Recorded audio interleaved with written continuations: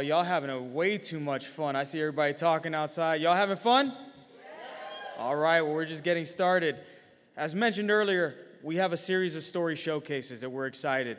And this young man is a star. And I don't mean that just in his personal attributes, but he is literally a Google star.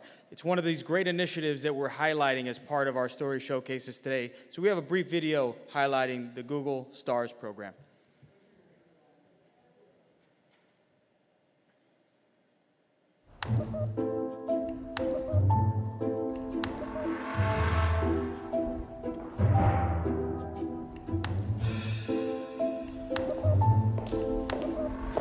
Hey, how are we doing on that new hire?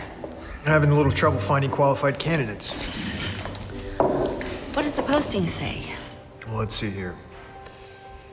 Ideal candidate must have strong analytical skills, excellent time management, a growth mindset,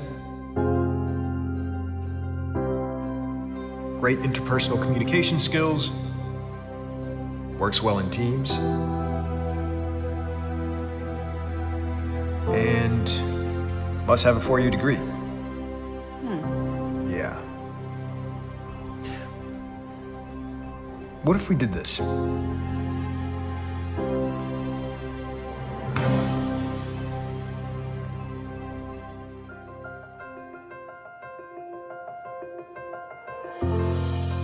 Your perfect candidate is out there, but you may never find them. Because when you require a 4-year degree, you miss out on all the people who are skilled through alternative routes.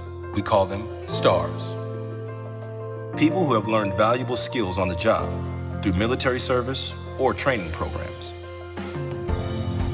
There are millions across America, ready and able to get the job done.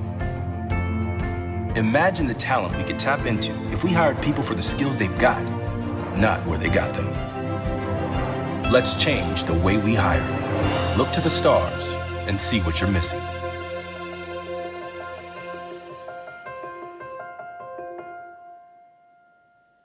Without further ado, I'd like to bring to the stage Jimmy Minhinnett.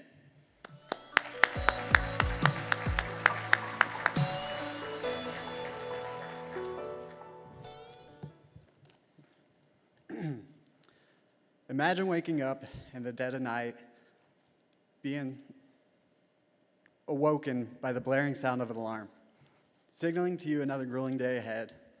Springing out of bed, you await. You're aware of the demands awaiting you. Leaving the yard at work, the world remains asleep. The faint laughter of the last bar-goers drift through the air, but the gears of my truck shift, and that's all I can hear as the tires meet the road. I make it to the first stop, rubbing sleep from my eyes, tired. I open the trailer doors of my truck, groceries stacked from floor to ceiling, bracing another test of endurance. Every day was a relentless challenge. Lifting heavy loads, sprinting down metal ramps, ensuring timely deliveries, all while navigating through relentless traffic in an 18-wheeler. As the day unfolded, I would witness the breakfast rush, the school rush, the lunch rush, and far too often, the dinner rush. Breaks were for the luxury of hourly employees. Too often, the mornings turned to nights before I could make it back home, and each day at the office was a marathon of physical and mental endurance. Yet through fatigue and stress, I learned the value of perseverance and resilience. Early in life, I was very fortunate to grow up with a really cool dad. My dad was a video game player, computer games specifically.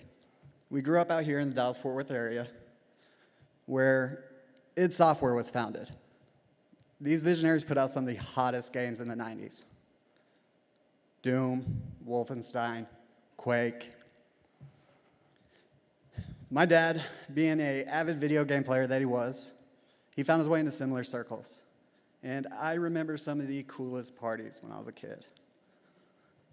Parties that were filled with loud music, kids of all ages running amok, and deathmatch tournaments in the garage. From QuakeCon to LAN parties, I got to experience a lot of cool stuff. My father's obsession with video game scene led him to a career in tech. He was a roofer. He utilized his skills and his passion to transition into a field that he loved. During my father's career transition, our family moved out of the DFW into the East Texas.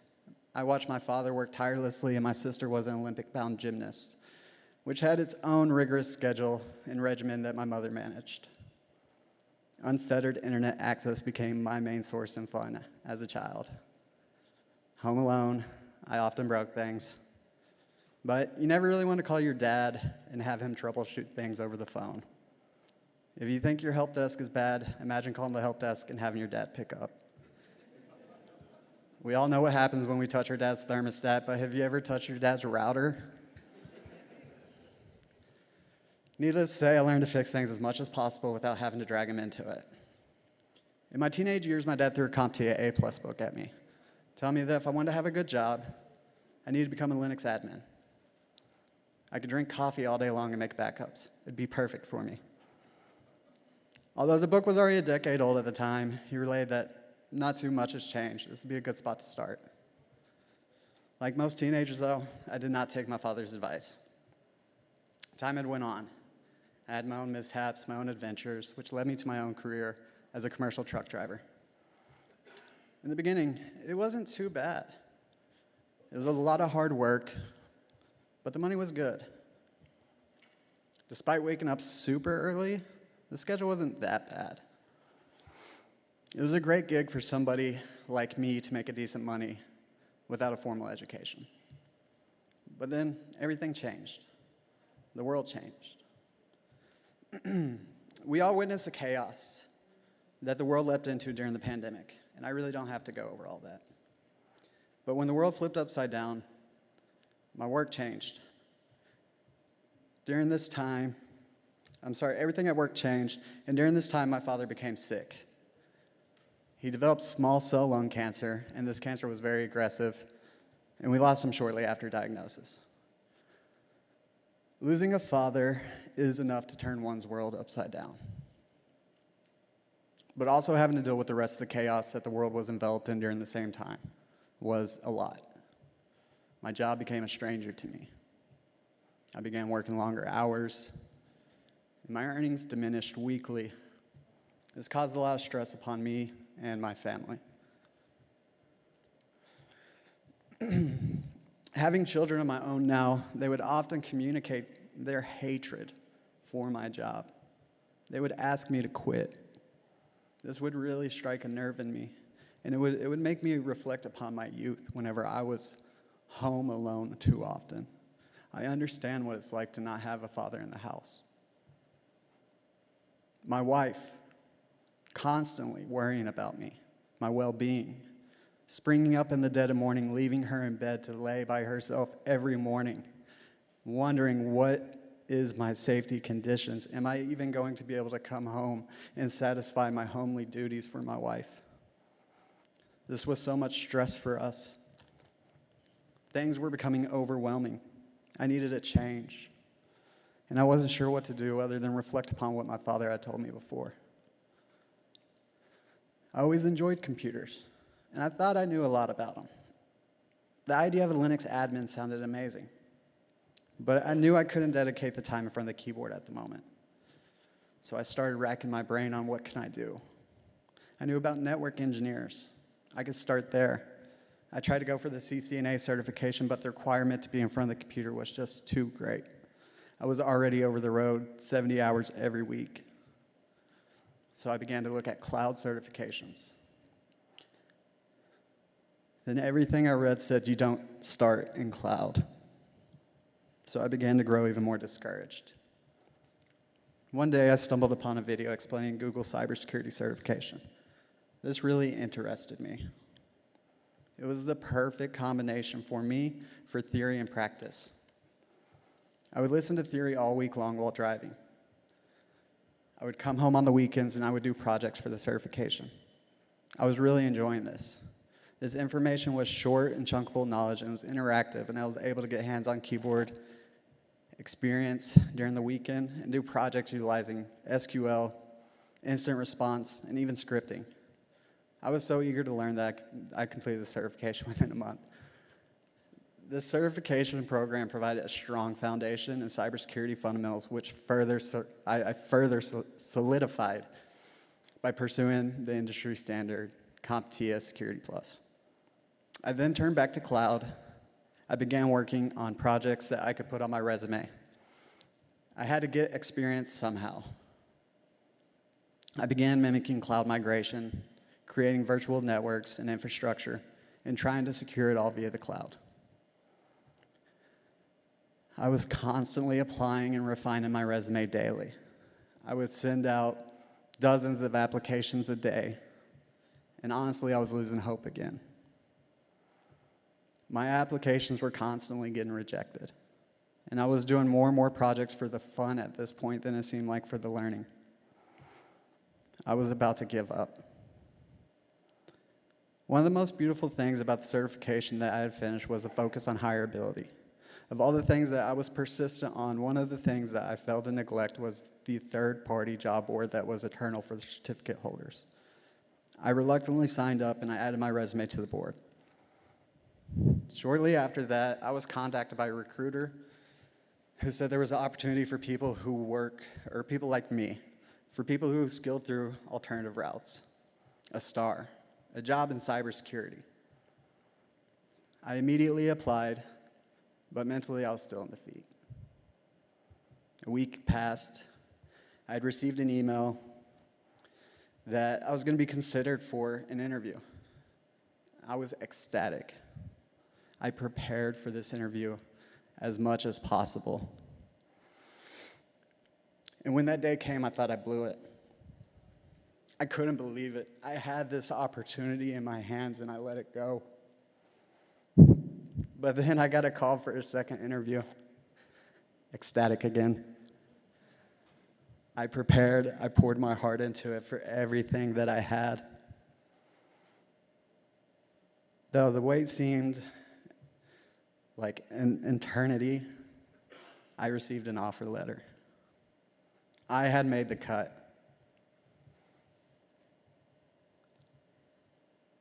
I was able to not only learn something new, but I was able to hone on my past skills.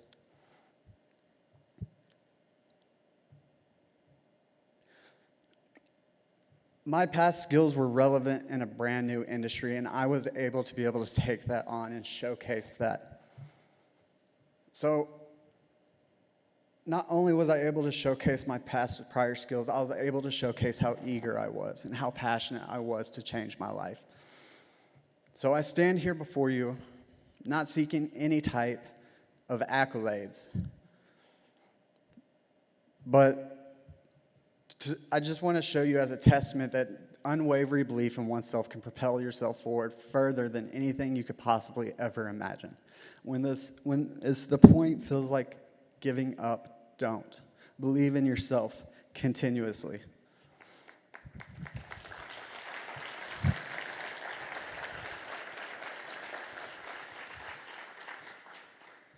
I also implore you, do not listen to the noise of the naysayers.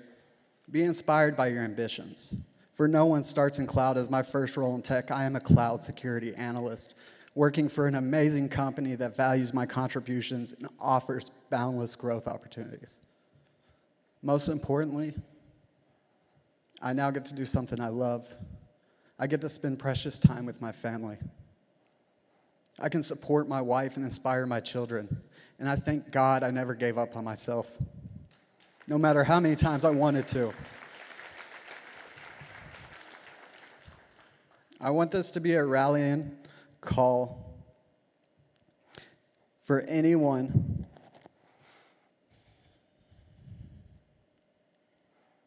excuse me. Let this be a rallying cry for anyone doubting their ability to change their circumstances through dedication and perseverance. If an overburdened truck driver can reimagine himself in a brand new career of cybersecurity, the possibilities are limitless. For anyone who refused to surrender their dreams, Employers that are in the audience, there's 71 million stars out there within the labor market right now with transferable skills, people that are ready to work, people that are passionate, people that are interested. They have transferable skills and they're ready now. And to the stars out there, stay resolute, keep growing and nurture your passion. Great things await those willing to endure the journey. Thank you.